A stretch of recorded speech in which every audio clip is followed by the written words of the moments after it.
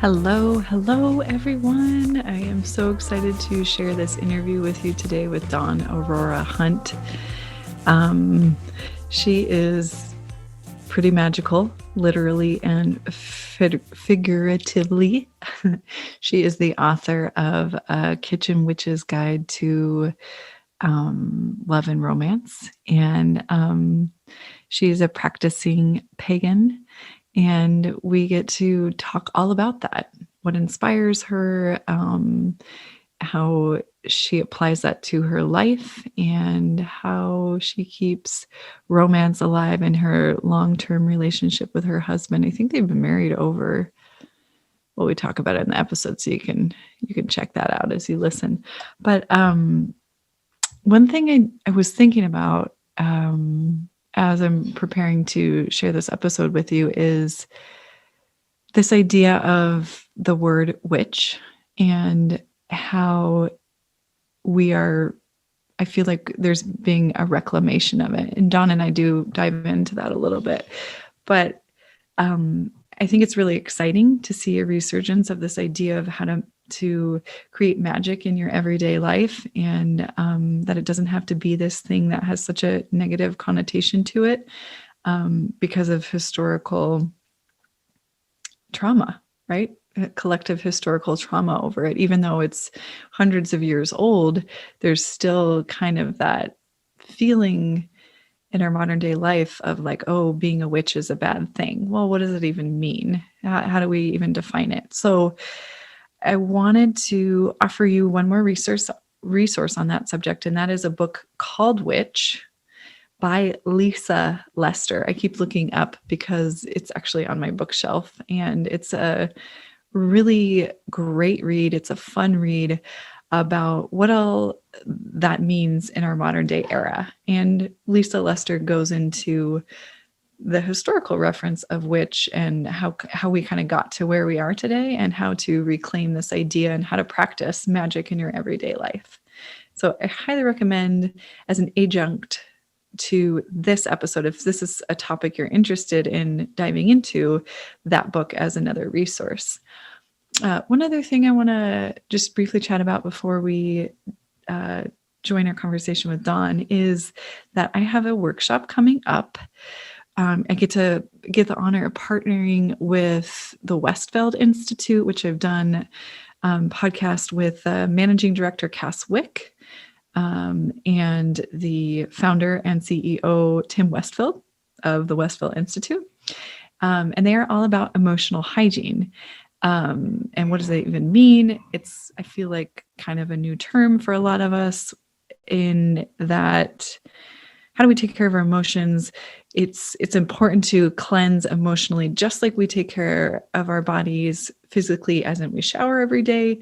So too do our emotions need that kind of cleansing. So it's all about building tools to help yourself have a healthier relationship with the tools of emotions, and in the way that they are tools. We use our anger mindfully. It has a purpose.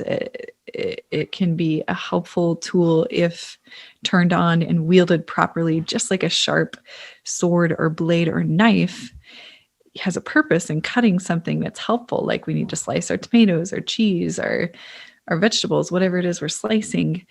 But if we're not paying attention, it can cut us and hurt us. Emotions like anger, same thing. Sadness, joy, all of these foundational emotions, how do we use them, manifest them, and help us be things that are helpful and healthy in our lives? And so not only are we partnering up with the Westfield Institute to bring you this special 2-day workshop, a little mini retreat, but also Isaac Garcia, who is, he comes from the tradition of Hatha Yoga, traditionally the Bikram series. So that 26-2 hot Hatha, very therapeutic yoga. And then he took it one step further and created something called Jedi Fight Club. And what that is a series that works on back bends.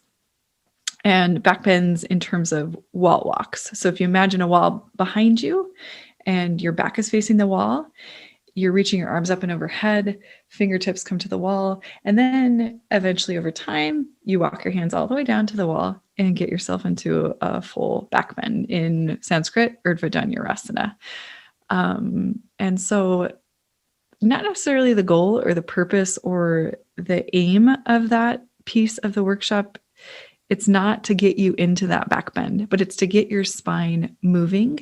It's to get your awareness to your spine. It's to get that sense of mobility. We spend so much time forward folding and forward flexion, sitting at our desk, driving in a car, hunching over our little devices, that our spine isn't moving front to back, side to side. It's not moving in those directions, twisting in the way that it should and can and needs to create a long, healthy life over time. So backbending is one really great way to check in with your spine, to build some healthy tools, some healthy strength. And it's really go at your own pace. So Isak will be focusing on that portion. And then I'm going to come in at the end. So it's a 2-day series, Saturday and a Sunday. We'll start off with emotional hygiene work. We'll have some backbending work. And then I'm going to come in and lead some yin yoga and yoga nidra. So it's this full 360-degree whole body inside and out workshop that we're putting together. 3 partners with 3 expertise to give you this experience of nervous system reset. Which is the name of the workshop, Reset Your Nervous System. It's put on by the Westfield Institute. Details for sign up are on my website. You can find links in my Instagram profile. And if you're having a hard time finding it, you can always reach out to me personally. My email is Tessa, Tessa, at Tessa Tovar, TessaTov as in Victor, AR.com. So it's just my name, to get you signed up for that workshop. It is the 3rd week of May. So that is May 23rd and 24th, I believe, or the 22nd and the 23rd. And I think it would be really fun, beneficial. Hope to have you there. Hope to see you there. All right, folks, without further ado, I give you my interview with Dawn Aurora Hunt. I hope you enjoy. So Dawn, I'm so excited. I've been looking forward to today all week. I've been listening to your podcast, which you recently started with your fabulous husband. Yeah, all he's morning. Pretty great. Thank you. And it's ridiculous. I love it. Oh, it's so, I mean, it's helpful because you guys, I was just listening to the episode where you talk about, keeping or like dating your partner, and you're talking about brunch. Yeah. And how that's like your date, because date night doesn't work for you guys. Yeah. And it just so resonate with that as also being in a long-term relationship. And yeah, you talk about how simple it is, but simple things are effective. I feel like they're important, aren't they? Even though they're hard. And Justin and I have been together for 20 years, 21 years, a really long time. We met very young, and just weren't looking for anything, and we just knew. So it still surprises us. But people say, oh, it's the little things that count. And they're like, what do you mean? What do you mean? And I give you an example. I do yoga every morning for 20 minutes, half hour, just to get on the mat, just to clear my head. And I know you teach, I do not. It's just my own personal practice. And to be quite frank, I wish I did more. In any case, I lock myself in my office for a half hour and pull the mat out and do yoga in there. And when I came out the other day, I was recording for my podcast. That was like what I had a bunch of meetings and I had a bunch of recordings to do for my day. And when I came out from my yoga session, my husband had laid all of my stuff on the counter for my coffee. So he put my favorite mug. Aww. He put I used the soy creamer and he put that out and laid out 2 stevia packets and a spoon, and laid everything out for me because he knows that I wouldn't have wanted him to make it because then it would have been cold. Yeah. So what he did was he laid everything out for me. And it was just that moment of thoughtfulness and you know me so well, and You did this really sweet thing that took like 30 seconds, but that little thing showed me like so much love in that moment. And when Mhm. people say like, oh, what are the little things? What do you mean the little things? That's what I mean. It's like taking that extra step to do something thoughtful for the other person. And that's kind of like a lot of the basis of, like you were talking about, the podcast, and we were talking about dating each other, dating your long-term partner. And that's came up because of the book where we talk about that in the book, Rekindling the Fires of a Romance, Mhm. in the Kitchen Witch collection of recipes for love and romance. And, you know, I think that it sounds simple, but it's really hard to do. Yeah, I think you're right, and it's not even almost for me, it doesn't feel like it's a hard thing to do because those simple things are easy, but it's like we get comfortable and complacent, and I feel like as this is coming out of my mouth, I'm like, wow, I sound judgy about myself. But I feel like I get a little bit lazy. Mm, Like I don't take that extra step, which is very simple and not hard to do. But just mhm. being that thoughtful, like, oh, what could I do? What one little thing could I do today to just let that person know I care? I'm thinking about them. Just like setting up their coffee. How cute is It that? was it was the cutest. I mean, it was the absolute cutest. And that's a habit that we've sort of gotten into as well. Sometimes in the morning we're getting ready for work, and I'll look at him or he'll look at me, and we'll just say, "Hey, hon, is there anything I can do for you today to make you feel more loved? Is there anything I can do today to make you feel more respected, or what do you not necessarily what do you need, because usually people don't you can't respond to that. Yeah. You're like, I don't know what I need. I need a cup of coffee. Um, but the idea of like, is there anything that I, as your partner, can do to make you feel more loved, less stressed, more respected, especially like if you've had a bad day at work or you've had a fight with your parent or something like that, where you might not be feeling respected or you might not be feeling heard. Like, is there something I can do to help you feel that way? You Mm. know? And Yeah. then 9 times out of 10, we say to each other, no, I'm good right now. But the fact that your partner is there, Kitty. Hi. Oh, kitty, you have a the black fact, cat too. yeah, I have two. So do I. Oh my gosh, I love What are their that. names? They're Spanish names, abeja and hormiga. And what do they mean? Abeja is bee, like a little honeybee, Oh, and hormiga is ant, like the little insect. so you named them insects, which I love. Yes. I We were love that. talking about before we started recording being dorks, and I think I met my soulmate, my dorky soulmate in Dawn. I'm happy to be your dorky soulmate. On the topic of dorkdom, my black cat's names are. This is wait, hang on, let me get him. Come here, Kitty. come here, come here, say hello, say Hi, hello. Kitty. Oh, Who's he's so who's so pretty. pretty? Who's so pretty? This is Ollivander, Ollivander. I and love his that. brother is Sirius Black Cat. So, Does this reflect his personality? um, I mean, they're definitely Harry Potter kitties for sure. Yeah. They're also babies. I mean, he's huge, but he's only 9 months old and he's 15 Wow. pounds. Oh my gosh. Yeah, they're ginormous. And then we have a senior cat. She's going to be 15 and her name's Tallulah. And she'll Hmm. get hungry at some point and she'll come walking through, and she's wearing this big like Elizabethan collar because she has an injury on her arm. So we're trying to keep her from scratching it. Mhm. Long story, but she's a cranky puss. Those are Yeah. those are our babies. But yeah, dorks are great. I'm sorry. I'm just totally hijacking your podcast. Well, you're the guest. You get to do that. Hey, I do have a million questions for you Yeah, though. yeah. Ask me your million questions. Okay. So in the background, I'm seeing your A Kitchen Witch's. No, I'm going to get the title wrong.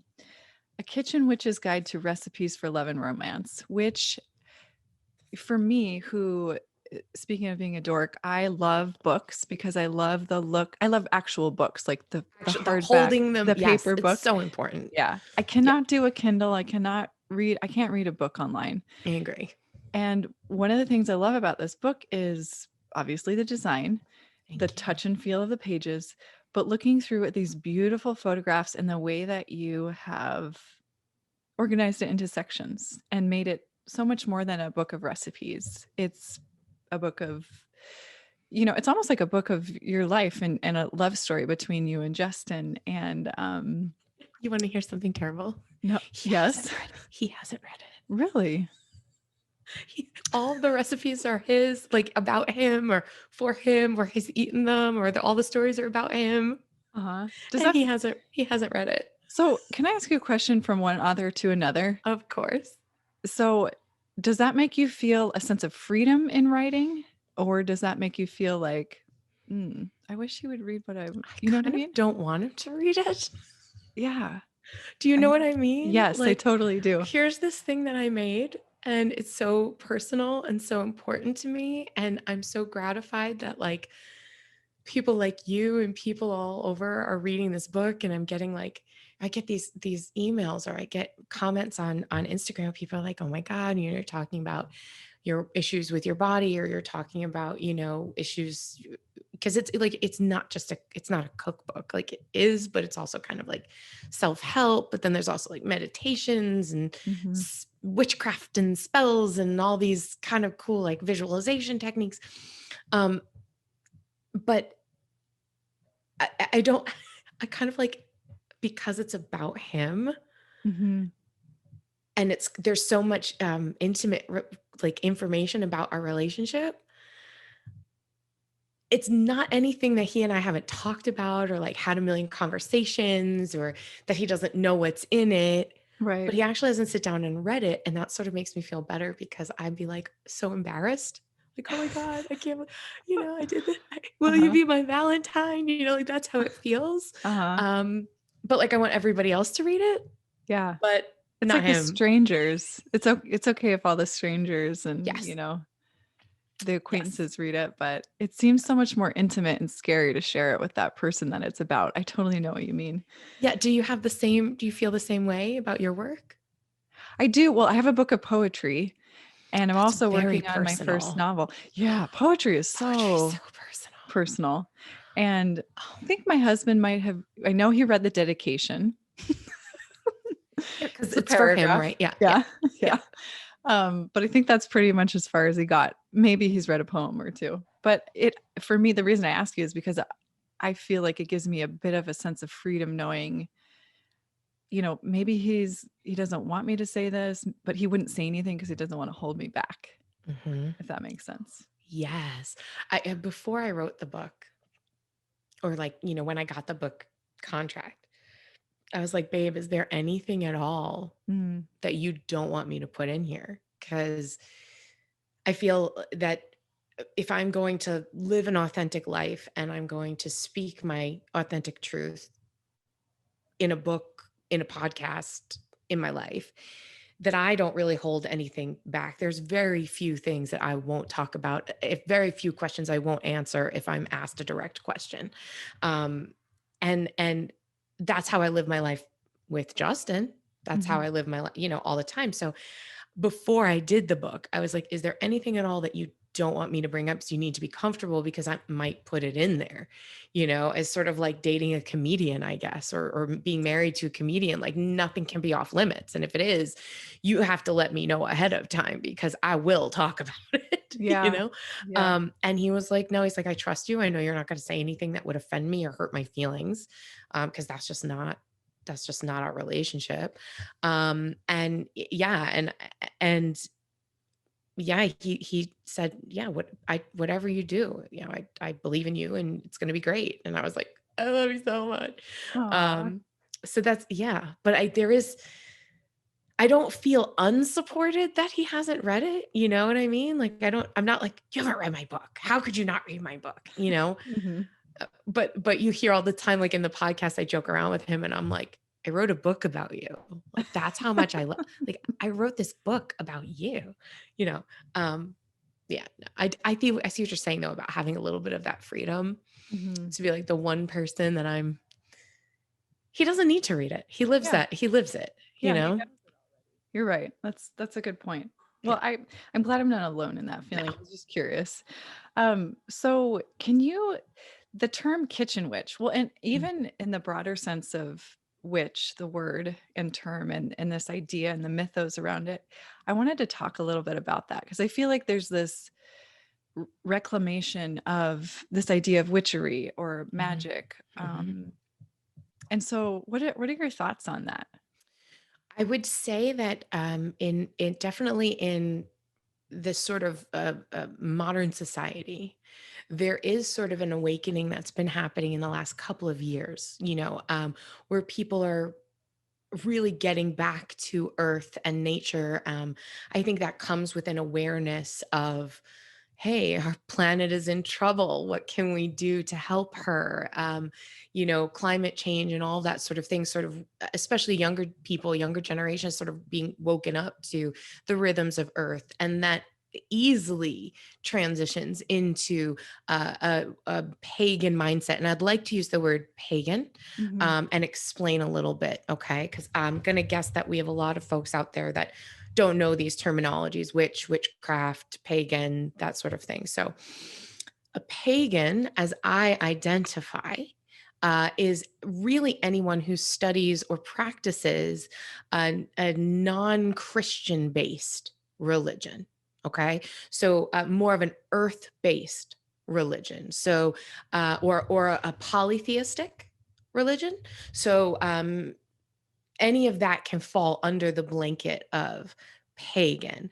Generally, the term witch is referred to as someone who practices only the religion of Wicca, which is a different sort of, it's a different sort of pagan. So like under the pagan, you have witches and druids and Norse and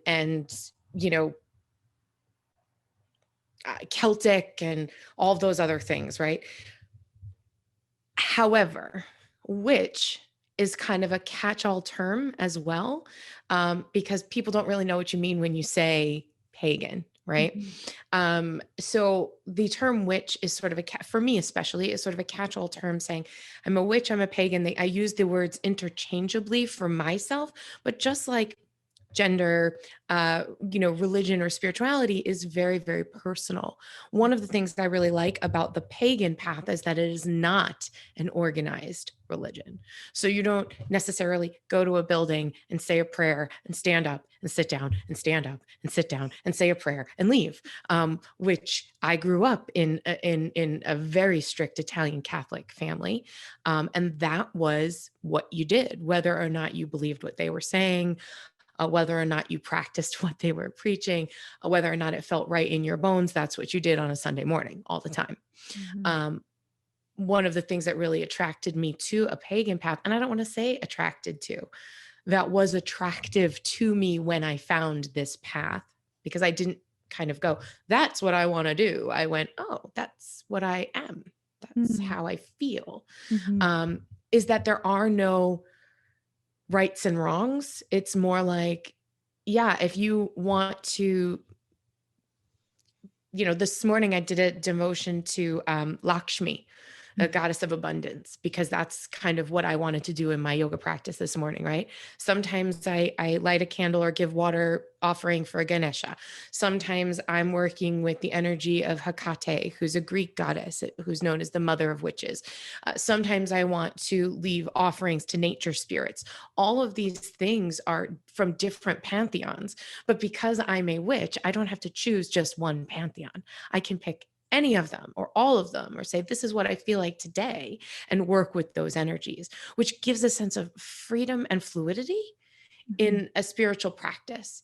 And then, of course, as I might have glanced over this before, someone who's pagan or witch generally recognizes the five elements: earth, air, fire, water, and then the human spirit, working together with all of them to create harmony. So that is the tightest little nutshell I could put that in. And I know it was a little bit of a rambly answer. And then, okay, so then on the heels of that, I am what you would call a kitchen witch. So I express all these ideals mostly through cooking, food, recipes, staying connected to my spirituality through food and cooking, nurturing other people with specifically food, culinary herbs, ingredients that have certain energetic qualities, not entirely unlike Ayurveda, using the energies of the foods for spiritual purposes as well as for nutritional purposes. And then is there a seasonal component to that when you think about cooking and how you're using what foods when, like in Ayurveda? Absolutely. And for me, that's a very, very big component. I'm over here in the Northeast. So we have very defined seasons. Hmm. Right now, like today, it's like 70 degrees outside, but it's raining.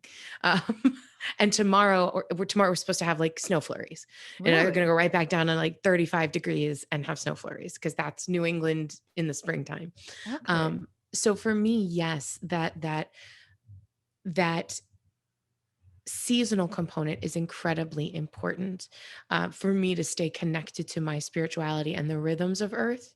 And it's funny because in most areas of the world, with the exception of places that don't have seasons, um, everybody feels that way. And just an example, here in New England, you're not in the grocery store buying watermelon in January, Mm. right? It doesn't really exist. And Hmm. if it does, it's probably not something you want because it's been engineered to be there. Yeah. It's not going to taste right and it's not going to resonate with you, right? Mm. In January, you're thinking, oh, I want hearty soups and potatoes and warm meals and, things like that. And then in the summertime, you're like, oh, yeah, I really want fresh tomatoes and, fresh greens and corn on the cob and all those things because your body is already in rhythm with, your spirit is already in rhythm with what the earth is giving at this time. If we take that a step further, we are also reducing our carbon footprints. We're also, helping local farms and our agriculture. We're also, doing what's best for the earth by not demanding we have watermelon in January in New Hampshire. Right. Mhm. So there's so many layers of why seasonal eating is important for me. Mhm. Yeah, I agree. That's so helpful. And spring is such a I look at it from an Ayurvedic lens of when you described it like that, those disparate really cold snaps and then the warm, and it's kind of just like it's hard on our systems to go back and forth like that. Yeah. So I'm wondering if you have a favorite recipe or kind of a go-to meal that helps you stay balanced when you're experiencing that extreme. Um, Not particularly. I mean, if you want the truth, I'm going to be super honest with you and give you a little bit more of my dorkiness. Um, I am a planner and a list maker. Mhm. And for example, yesterday, I spent about 2 hours planning my meals for the next 2 weeks so that I could go shopping today. Mhm. And I had my calendar open as to what are my plans for the next 2 weeks? What meetings do I have and so on, but also had open a weather app so I Mm. could see what the weather was going to be like on those days and go, I know that I'm not going to be, if I'm planning on making a pot of chili, I know that I'm not going to be wanting to have that when it's going to be 70 degrees and sunny out. I'll Mhm. make it and then I'll go, oh, I don't really want that now. Now I want like, a chicken and avocado sandwich. So I literally look at it day by day for within a week or 2 week period of time and see what the weather is going to be like so that I can kind of knowing myself and knowing what's in season, what will I want to have? What will I crave? What's available? Going, okay, like on my list, I'm going, okay, I want to make a garlic lemon cod dish, which is very springy. Okay, what day of the week am I going to put that on based on the weather? And I'm going to want to pair that with fresh spring asparagus, which is like all over the place right now. But you want Mhm. the good stuff. You don't want the crappy stuff. You don't want anything packaged. So I'm like, okay, well, if I go to Whole Foods and they have really good looking asparagus, I'm going to get my asparagus. If not, I'm just going to default to broccoli because broccoli is always available. So that's sort of how I do it in terms of sticking to the seasons as much as humanly possible. And of course, I go to the local farms, and that's hard too. I mean, I'm from New York originally, and it's very hard to find um, fresh, local, natural, organic. You have to from where I was in New York, you have to drive an hour to get to a farm to Mhm. buy something that was just picked. I Mhm. now where I am, I have a farm literally 2 miles from my house. I can walk there. And they always are growing, and they always have fresh eggs and fresh milk and fresh beef. Um, so that allows me to stay seasonal, because if they don't have it, it's not growing. Mm-hmm. Right. And it allows me to stay local, and it allows me to stay mindful of where my food is coming from, because Mm. I can see there's the field where the potatoes were harvested, you Yeah. know? And I think all of that is really important. And going back to your first point, I think people are starting to understand how important it is to know where your food is coming from, Yeah. know how it's processed, Mm-hmm. how it's treated. If you're a meat eater, some people are not, I am, but I try to, again, be as local and as ethical as I can. I don't when and that's also a point, because not everyone can afford that, right? So you just do the best you can when you can. To I say, stay, if your food is as close to earth as possible, you're Mm-hmm. in good shape, Yeah. you know? Yeah. I love that. I'm so you it's like you read my mind. I was going to ask you about how you plan for your work weeks meal wise. And it sounds like you have a similar process to me where you take a chunk of time and you think about what you want to cook and you look at what ingredients you need. I'm wondering if you do any meal prepping on it for that, or do you I just all of usually it? do. And again, I would say for weekdays and breakfast and lunch, yeah, for sure. Um, I'll either know that, like, I'll pre-prep a bunch of fruit and put it in the freezer for smoothies, or I tend to make, so the last 2 weeks, at work, being my warehouse where I make my olive oil, we had a huge order come in, and where I've been mostly working from home, I needed to be there, and I needed to be on the production floor. So I knew I wasn't going to be able to make, a fresh lunch every day. And before the pandemic, this is the type of thing that I would do, where I would make a giant quinoa salad, right? So Mm. this one was quinoa, orange chicken, feta cheese, spinach, tomatoes, carrots, red onions, and cucumbers. And then I put lemon olive oil in it. And it just had this huge, huge container of this in the fridge. And every day I would just scoop some into a container. And that was my lunch for the week. So when it comes to breakfast and lunches, I do tend to do that. I'll plan out my dinner meals um, for mostly during the week. And then usually I give myself a little bit of spontaneity for the weekend. But there's often times where it is a holiday for me. For example, last weekend was Ostara, which is the spring equinox. So I knew in my head that I'm cooking a certain meal, I'm cooking a special meal in honor of this particular holiday on the wheel of the year. And then basically just cooked food all day. I made scones, and I made quiche, and I made pie, and I just cooked all day for the holiday. Um, as most people would do for, like, Christmas or Thanksgiving, I'll Mhm. do that as the wheel of the year turns, and we get to our major and our minor holidays as pagans, and celebrate them through food, especially now, because you can't gather with people. So normally I would gather with the community on these holidays, but we can't do that now. So I'm just like, I just got to make a feast for myself, I guess. Does Justin help you meal prep? Or are you doing, is that something you love to do by yourself? Aside from brunches, Justin does not.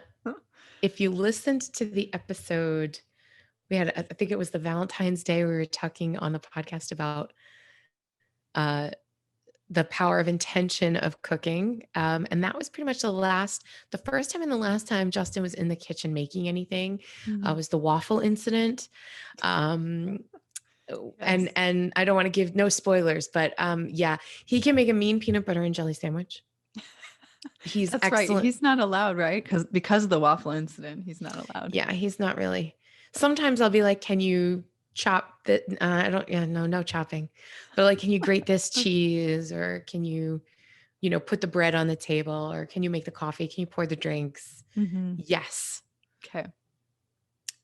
He's really great at macaroni and cheese. Mm. I can't say that. He's excellent at everything else in his life. So, he's gotta suck at something. No one's perfect. Yeah. Well, and that provides balance in your relationship, right? Because that's your thing. You get to shine there. I love that. Exactly. Thank goodness. Thank Right? goodness. I have to be able What? to do something. Well, Dawn, you have many, many talents. I mean, first of all, your book is a work of art, and I'm just so flattered that you like it. oh, I love it. I don't like it. I love it. I mean, this is every recipe I have cooked out of here. It's everything you say about it. And it's not like I'm like, oh, that you guys, this is a recipe or a spell for love and community, and but it comes through when they're eating it. They're like, oh my God, this is so good. They love it. They love it. What's your favorite? So I have two. Um, because I like both sweet and savory. Yes. Savory, I've been really loving the stuffed bell pepper, Oh my God, chorizo, it's so good. sweet potato. Oh my God. That's so Yes, good. it's so good. And it's easy. Like And then you I have all the have, leftovers. yes. And it's even better the second day. It's one of those things that like it marinades and it's so good. And it's not like anything crazy, right? Like I know what all these ingredients are. Yeah. It's not like I It's have not to hard. get a dictionary out or something, a Yeah. food dictionary. So that's been my favorite kind of winter month, even transitioning into spring. I just made Yeah. it this week, actually. My husband and I That's were sitting on the that couch. We're like, oh, recipe. this is so good. Yeah. That recipe, it's interesting because, when you put the book together, you don't know what people are going to love. But Mm, there's a handful of things that the feedback that I've gotten is like the bell peppers. My cousin is obsessed with them. She makes them every week. yeah, She makes them every week. As somebody yesterday posted on Instagram that they made them. And this is some lady who's like in Hawaii. And I was like, someone in Hawaii has my book. Oh my God. Like I crazy. love that. That's so cool. What's your sweet favorite? The sweet favorite is the cinnamon crumb cake. I think you know what I'm talking about. That How do it's you make it? oh, and I feel like I look at the picture of it and I'm like, well, it doesn't really look like that, but it tastes damn good. So, That cake how is do you get the it's pictures? I mean, is that what it looks like when it comes out of the oven for you? I mean, it does when it comes out of my oven. Because you're a pro. Well, can I tell you a secret? Yes, of course. All of the photos and all of the recipes in the book, I actually cooked them Mhm. and I actually food designed them. So usually with books like this, most cookbooks, they hire a designer. Mm. Sometimes they have random people making the food and then they make the food, they design the food. Sometimes it's not really food, they'll make things Ah, out of styrofoam for a book so that it doesn't melt or something, it doesn't mhm. change shape, or it doesn't, if it's an avocado it might be fake so it doesn't brown under the lights. Yeah. This book, I did all the cooking and I did all the food styling. Um, and I got to work directly with the photographer, and it was right at the beginning of COVID. So it's the April, right after Mhm. everything shut down. And lucky for me, she was a friend. She lives like within an hour away. And once a week for like 8 weeks, I went to her house with bags of ingredients, cooked in her kitchen, and she set up a photo studio in the front of her house. And we did the food designing. Well, she did the shooting and I did the food staging. Mhm. And it was the one of the coolest experiences. And I'm very, very proud of it. Because I've never done anything like that before, What? I had no idea what the fuck I was doing. And the publisher was like, well, we'll see how it goes. And we might need to send out a stylist. And I was like, all right, but I think I can do it. And so they were remote while we were doing it. And we would have to send a photo to them for them to approve it before we can move on to the next photo. Mm. So we would send the photo, wait 20 minutes, wait a half hour for them to send back, yeah, it looks good, or no, do this. And 9 times out of 10, they were like, that looks great, move on. I was like, oh my God, Wow. they like what we're doing. Oh my, I can't believe that. So I'm very, very proud of the photos. I'm very proud of the food styling. But yeah, so that cake looked exactly like that when it came out of my oven, because that was cooked in my oven. Wow. I'm impressed. It It's was so good, you so guys. good. So So good. good. And it's like easier than you think, because Yeah. you just put everything, if you have a stand mixer, you just put everything in the stand mixer and then just pour it in the pan. Although it does take like 2 pounds of butter or something. Yes, it's a lot of butter, a lot of butter. It's, No, the thing so that I worth love it. about though, when I make sweet stuff, it tends to not last very long. But this one has the staying power to feed 2 over 6 foot tall, hungry men in my family, and they can eat. Didn't you make So it for like a vacation or something yeah, you were we took it going? to the beach. Yeah, we took it to the beach with friends of ours, and I have these food insecurities that there's not gonna be enough food. Yeah. Because my mom wasn't like the kind of mom that grew up she didn't really know how to have leftovers. She would make enough for the 4 of us, Yeah. but she wasn't like one of those moms that was like, "Oh, eat your yeah, let's have all this food for left." Do you know what I mean? Like, she wasn't one of those Yeah, moms. so I'm Italian, so I don't know anybody like that. Like everything is like if you have 4 people, you're cooking for 20 people. If you have 20 people, you're cooking for 4 people. Yeah. It's very difficult for me to actually cook for just us. Mhm. That's hard. So I do tend to I always have leftovers because most recipes are not for 2. They're Mhm. for 4 or 8, right? So yeah, no, I don't know what that. Sorry, Tessa, I don't know what that's like. Well, Seconds and emulate thirds I'm and trying to emulate your style because I need it. Like, we need to have leftovers. It helps me throughout the it week. makes life I love leftovers and I Yeah. love making recipes that like okay, so I told you I was meal planning, right? So I Mhm. was like, okay, I have a giant container of like chicken tenderloins in my freezer. I'm like, well, I'm not going to go buy chicken. I have chicken. Okay, what can I make with this? All right, so one night I'm going to make this and the next night with the leftovers I can make that. And then I Mhm. can make this with that, with all these so like 3 meals I can make out of that one package of chicken tenderloins and then I only have to cook them once because I'll Right. make a chicken salad the next day or I'll chop it up and put it in pasta the next day.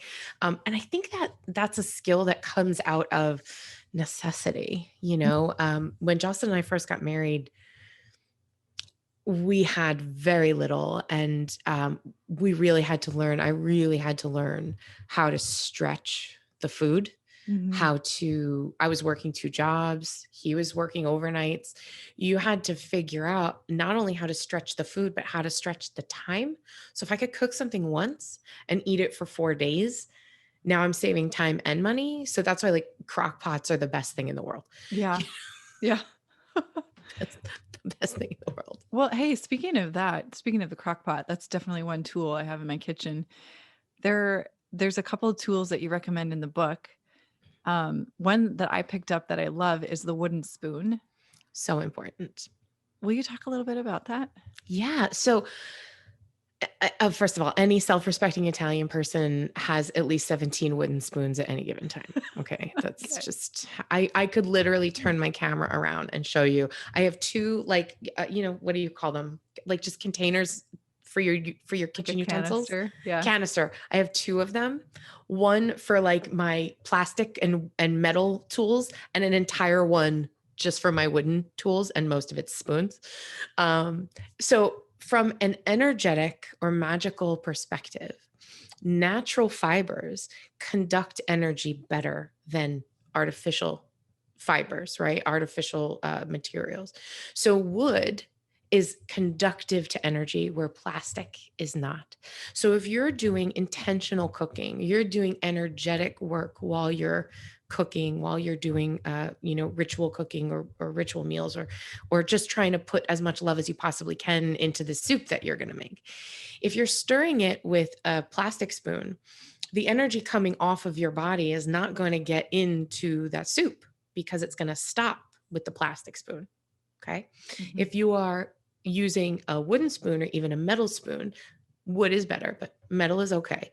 Um, it will then conduct the energy from your heart center, from your body into the food that you're cooking. If you would like to call it a kitchen witch's wand, Mhm. because the wands are really just made to connect energy or to send energy out, right? To help us direct where it goes. That's what wooden spoons do. So, in terms of working in the kitchen for energetic cooking, it's very important to, as often as you can, use natural fibers, whether it is glass, ceramic, wood. Um, these things are very, very important. Of course, plastics and silicones and things like that have their place, especially when it comes to maybe baking or nonstick surfaces. I'm a realist here, okay? But we really should, when we are doing specifically energetic cooking, when we are using our intention and we are using our energy, it's very important that we're using natural fibers, and that's why wooden spoons are just the best, the best. And there is a different feeling. Like I think because I picked it out and I picked it out intentionally and it has this really cool kind of swirly design on it. Yeah. I love cooking with it for that reason. You know, I remember when I bought it, I was inspired to buy it because I read the book and I felt like definitely that's one tool in my kitchen that I don't have and I need. And it makes a difference when I'm using it. Have you do you know the book, or and they made a movie out of it too, like Water for Chocolate? Hmm.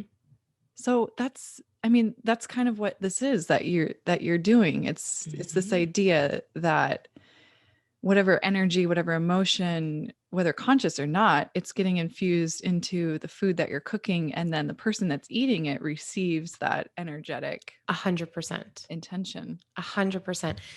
Before I get into that, I want to just go back to your spoon. Okay. Yes, please. So let's just walk through that one more time. You were inspired to get a wooden spoon because of this thing you read in a book somewhere.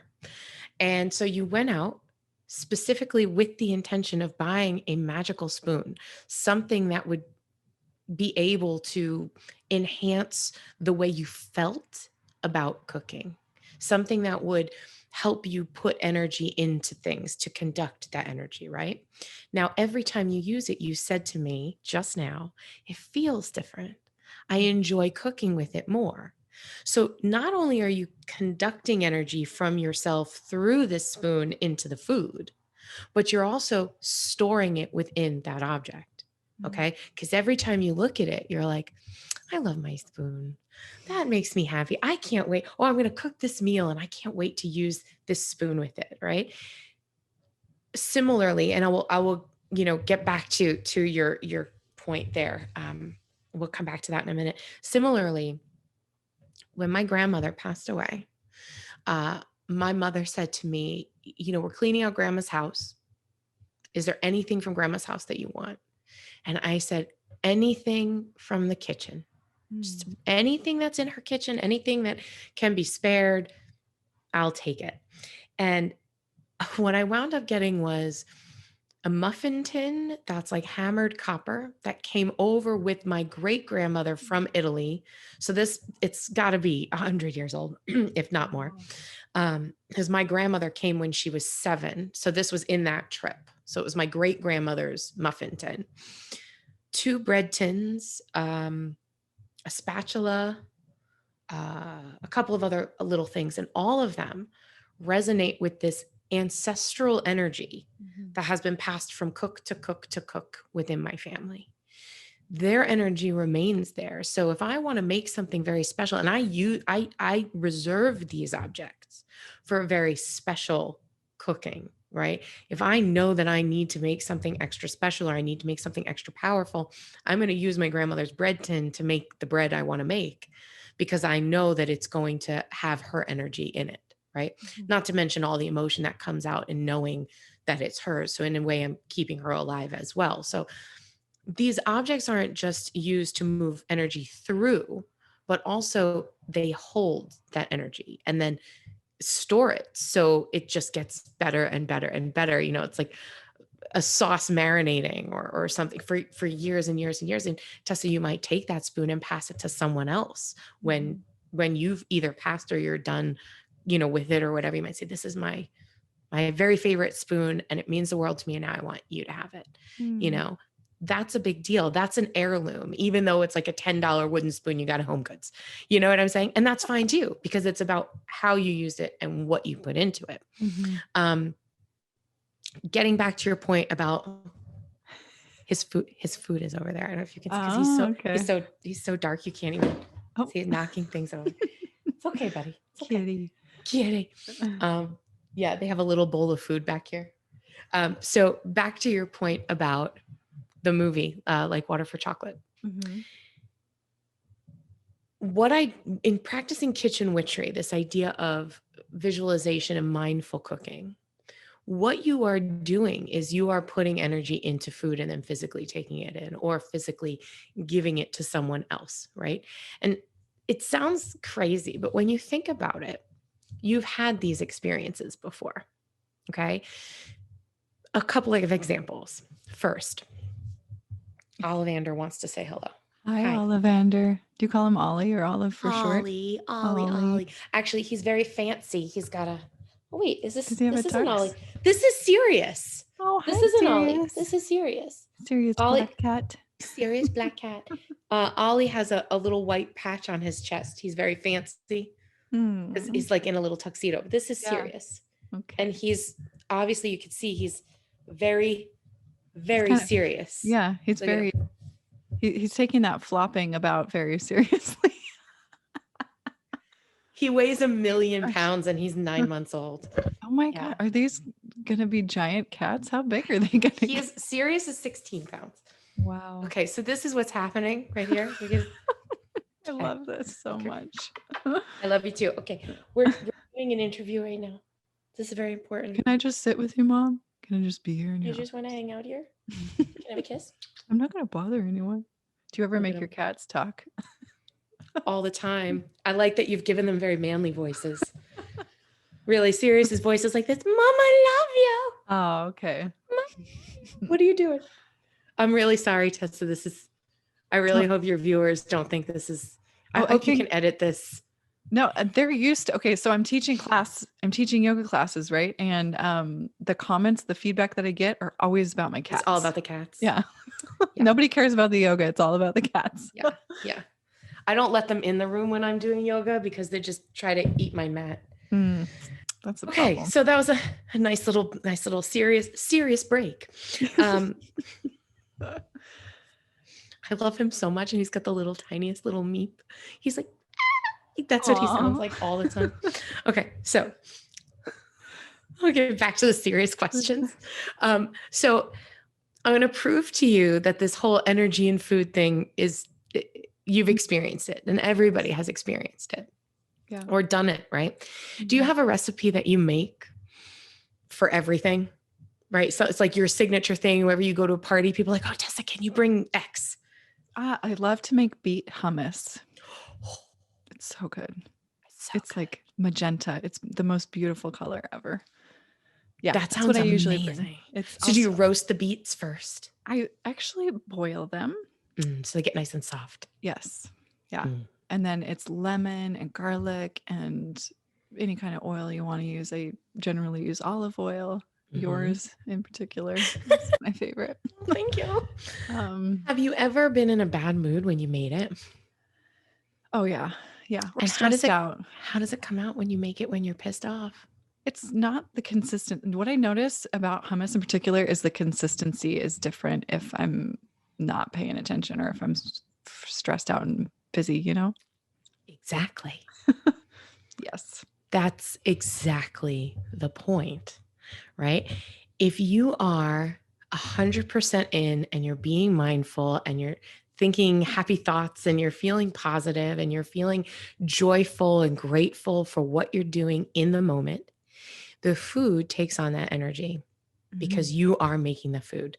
You're putting that energy directly into this food. If you are pissed off, distracted, upset, annoyed because you just got stuck in traffic, whatever it is, it's going to either taste different, smell different, have a different consistency as you notice with your hummus. Maybe you're going to burn something even though your oven is only on 350, whatever it is. It's going to change the molecular structure. I swear to you, it's going to change the energy that is in that food. There is a study. I can't at this moment remember what the doctor's name was. And it's all about the effect of positive and negative energy on water molecules. Yes, I know what you're talking about. Do you know what I'm talking about? Yes. Where they took like 2 jars of water and one, they spoke lovingly to it. And they were like, I love you. And they sang it music and they only said nice things to it. And they taped happy words on it, like beautiful, joy, all those things. And the other one, they either ignored or they spoke angry words to it. And they put words on it that were like hate and all these things. And then afterwards, they crystallized the water droplets, and the water droplets in the loved water were perfect, beautiful, crystallized snowflakes. And in the other one, they wouldn't crystallize, or they were malformed or whatever. Mhm. That is an actual tangible study done about how energy affects what energy you're putting into, right? Now, if that's water, and human beings are 80% water, and the food we eat is 80% water, imagine how your energy affects the food that you're cooking, right? So now here's another example. How do you feel? And I don't know, I don't eat fast food, but some people do. How do you feel when you eat fast food? Oh, terrible. Terrible. I mean, Right? yeah, for so many Not reasons, on so not many just levels. because right, right. Not just because it's not the best quality food on a nutrition level, right? Which Mhm. we're not here to talk about nutrition. That's not my jam. Um, but where does that food come from? How is it handled? Yeah. Who's cooking it? Mhm. What energy is being put into that cheeseburger at a local fast food chain by the 16-year-old kid who maybe is failing his geometry class, who just needs to make a paycheck, who's flipping that burger, who's underpaid, who's overworked, and just getting it out the door? What kind of energy do you think that kid is putting into that hamburger? Not great, good, not great stuff. Right, right. Um, Justin loves good, not good, but he loves a good, greasy fast food meal like twice a year, right? Mm, Like mhm. twice a year. Maybe he'll go to Taco Bell once, and maybe he'll go to McDonald's once. It's like you get that craving, right? Yeah. I do not. I do not, but he does. And every time he's like, oh, it was really good when I was eating it. And then afterwards, he's like, I just feel empty. I Mm, feel empty, and I feel like I still need food. Like I'm yeah, full, but I don't feel fulfilled. yeah, That's energy. yeah. That's it right there. So when you are practicing, and I talk about this a lot in the book, when you are practicing this kind of energy work, it is so important that you have clear intentions. It is so important that you are not coming from a place of anger or frustration or anything negative. And it's difficult to do that at all times, but if you are being mindful, you have to make sure that that mindfulness happens all the time when you're cooking food. And it doesn't mean that you can't pop something in the microwave. You just need to be aware that you're going to pop something in the microwave and, okay, take a deep breath. This is a sacred act. If I'm creating something, if I'm doing the alchemy of taking something that was not edible and turning it into something edible, that in and of itself to me is magical, Mhm. right? I have pizza dough rising on the counter right now for our dinner. It's a blob. And now I'm going to perform the alchemy of putting it in a pan and covering with cheese. And now all of a sudden it's going to come out and it's going to be this beautiful pizza. Like, I'm sorry, that's magic, whatever. Um, It is. Well, actually, you're making me hungry. Did you hear my right? stomach just growl? Did it? um, Pizza. Oh, Pizza. Um, so it's really important, especially because in most cases, we're not just preparing food for ourselves. mhm. We're preparing food for people we love. We're preparing food for people in our family. We're preparing food for people who maybe in our office, or someone who we'd like to have a conversation with or whatever. So if you're putting crap energy into the food that you're making to share with other, if you want to put crap energy in your food and put that into your body, that's fine. But now you're dealing with what you're giving other people, and you're Mhm. not giving them a choice in your energy. You're not giving them the option to say, no, I don't want your bad energy. Mhm. Right. So, I mean, they could say, no, I don't want your cookie, or I don't want your brownie, but nobody ever says that. Right. But I don't think I've ever refused a cookie or a brownie. So Like in your, right. Like in my life, I don't think I've yeah. ever, I don't, I could refuse a cookie. I can't refuse like chips. I'm a salty person. Mm, So I can't refuse like chips or popcorn or something like that. Never cheese. I can never turn down cheese. yeah. Oh, I think all food. I mean, I'm the opposite. I'm like a cake, cupcake, ice cream. I could eat every day. I could eat ice cream. Really? Yes. I'm a sweet tooth. Always have been. I don't, I have not, and I'm like, I like chocolate and I respect chocolate and I crave chocolate from time to time. But if I had to choose between like a chocolate brownie or like a lemon tart, I would choose a lemon tart Mm. every time. Yeah. Isn't that interesting? Taste buds. And I feel like, or I've heard, I don't know if you know anything about this, that They your taste do. buds change every like 7 years or so. Yeah. Yeah. And it's one of the reasons why, like, when you're younger, you want more sweet food because Mhm. you have more sweet receptors. And as you get older, your sweet receptors die off. So you Oh, tend to want things that are less sweet, unless, of course, you're Justin. And or like, then it would just be like, I'm just going to pour sugar into my face. yeah, I'm with Is Justin on that that you? one. Yeah. Whipped cream. No, I'm just kidding. No, you're not kidding. And no one's judging you. Thank No you. one's, we've all done that. Thank I you, love the John. idea of Yeah. sweets. I love the idea of desserts. There was this really amazing gluten-free vegan bakery. I know it sounds awful, but I am gluten-free and I prefer vegan baked goods because They're I really prefer good. they're really good and usually they're made Yeah. with coconut oil, so they're lighter. Mhm. Mhm. And there was this bakery that was in Connecticut that was always like a halfway point between us in New Hampshire and where we needed to go for some big event in New York. It was always a halfway point. So my assistant and I would stop there every time and I would go and be like, we're just going to get a bunch of cupcakes. And I'd be like, Gina, which ones do you want? And she would always pick the cupcakes because she would know that I would take one bite and I'd be like, and I'm good. You finish it. Oh Because my gosh. yeah, I'm like one bite and I'm good. That's all I needed. That's like sacrilege. I could never do that. I'm Well, all then in. we'll have to travel together. I'll eat So all your I cupcakes. can order the cupcake because I want to order it. Yeah. I want to daydream about it. And then I want to take one bite and then give the Okay. rest to you. Let's travel together. I Let's do like it. this. Let's do it. You need to come out to Portland. We can do a cupcake coffee food tour of the city. So I want to be mindful of your time. I have many more questions, but I'm going to limit it to one. And I usually go a different direction, but I feel inspired to ask you for the person who feels overwhelmed by cooking or isn't a natural in the kitchen with recipes. Is there any like words of wisdom or advice that you would give? If you think you're a bad cook, you're right. And if you think you're a good cook, you're right. So everything in the kitchen, just like everything in life, starts out with your intention.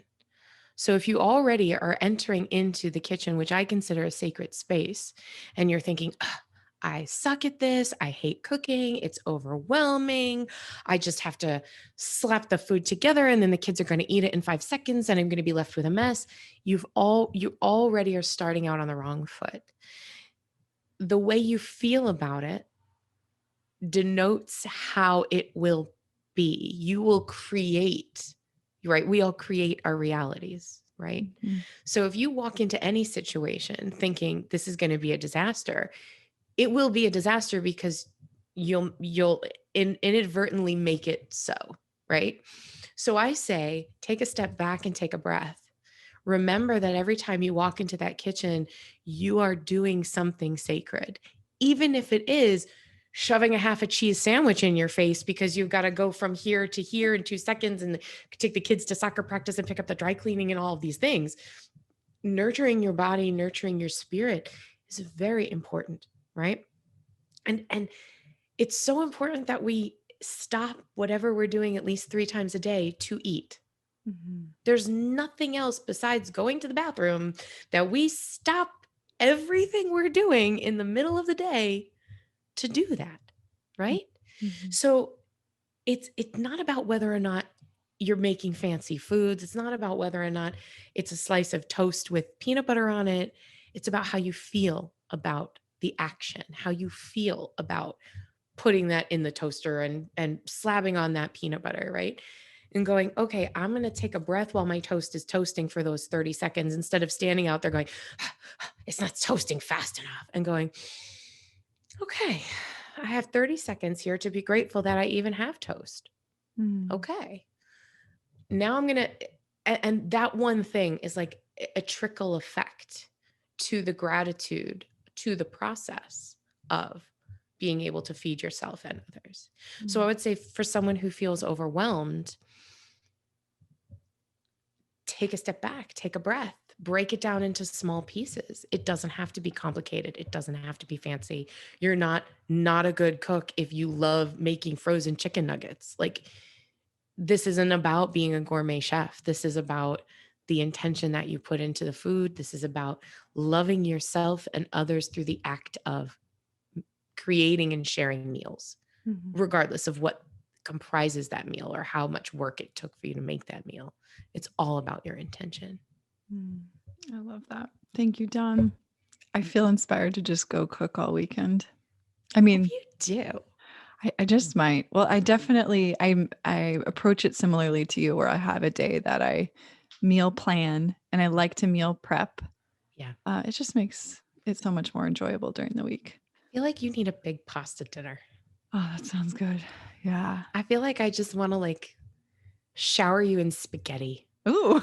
Like, I feel like there's something about you that is like screaming to me that this woman needs, like, I don't know, you need focaccia bread and you need stuffed artichokes and you need spaghetti and sauce and meatballs and brajol. Have you ever had brajol? No, what is that? It's okay. So for all of my Italians out there, they'll know what I'm talking about. So first of all, do you eat meat? Yes, I do. Okay. So brajol is very thin slices of steak. And every Italian person in every region makes it a little bit differently. The way I make it is you like mince up garlic until it's almost a paste, and then parsley and Parmesan cheese. And you take this thin piece of steak, probably like this big, maybe like, 3 inches by 2 inches, like the size of a postcard maybe. And you put that in the middle and then you roll it up and then you cook it just real quick in the frying pan until it's crispy on the outside. And then you throw it in the tomato sauce and you just let it cook. So you throw it in with your meatballs. And it is divine. And I want to make you meatballs and brajol and spaghetti and red wine. And I don't know, there's something in your eyes that just like you need a big Italian. Do you have any Italian people in your life that can make you a big giant Italian meal? You need it. No, I need it. I need you in my life. You're going to have to come here then. Coming to New Hampshire. Yeah. We'll go to Salem, Mass, and we'll see all the witches and it'll be great. Oh my God. I love that. It'll be so cool. I need a trip out east anyways. So have you ever been? I've been to New York. I've been to Washington, D.C. and Virginia. Yeah, I think that's about it for East But you've Coast. never been to New England in the fall? No. It's amazing. It's amazing. I'm not going to lie. It's amazing. And you're welcome here anytime, Tessa. I have a big suite in my basement. Wow. Yeah. Okay. So you can. I mean, I say it sounds really fancy. It's just a finished basement with a bathroom. But that's all I need. It's beautiful. It's beautiful. This was a lot of fun. And I hope that I didn't get too rambly. I'm sorry. No, don't. I just love listening. I think that's one of the reasons why I started this podcast is I like listening to people's stories. I like listening to people talk. I like seeing your face when it lights up about the subject that you're so passionate about. And it's cool because now other people get to enjoy it too and hopefully be inspired. So thank you so much for I am so grateful. I when you asked me to come on, I was like, oh my God, I feel like I know you already because we have so many email conversations, and I'm just so flattered that you love the book, and I'm just really grateful that you're enjoying the olive oil, and and that you thought enough to have me come and have a chat with you.